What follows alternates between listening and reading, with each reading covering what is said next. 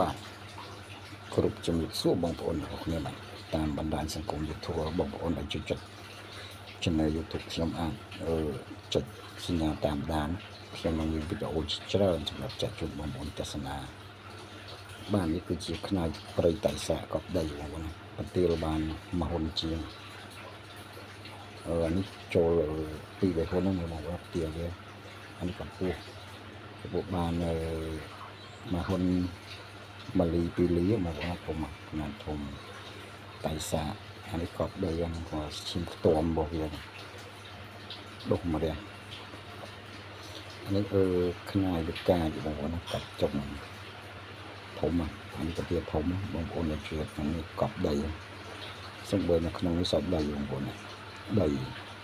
អានេះទុក original វាសម្រាប់មើលហ្នឹងទៅទៀតធំស្អាតមែនតើវាទៅសោកវាទៅឆ្លាក់អីក៏បាន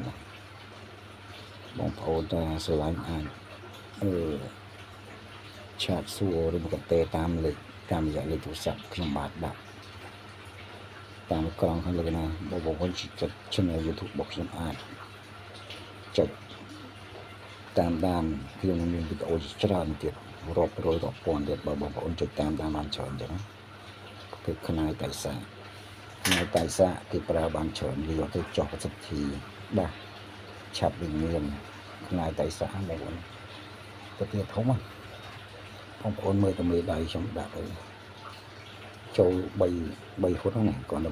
ទៀលវិញធំមែនតើបងប្អូនស្រឡាញ់អាចជីវយកទៅគ្រប់ថែសារបន្តបានមកខ្នាយខ្មែរតៃសាកប់ដី1រោបងប្អូនស្រឡាញ់អាចទេតាមលេខផ្ញើបាន25ខេត្តក្រុងស្អាតមែនតើខ្នាយកប់ដីតៃសាកាតចង់បហូតខ្នោតមកទឹកជាងមកហ្នឹងពេលខ្នាយបាទអរគុណសម្រាប់ការតាមដានបងប្អូនបាទនេះប៉ុណ្ណឹង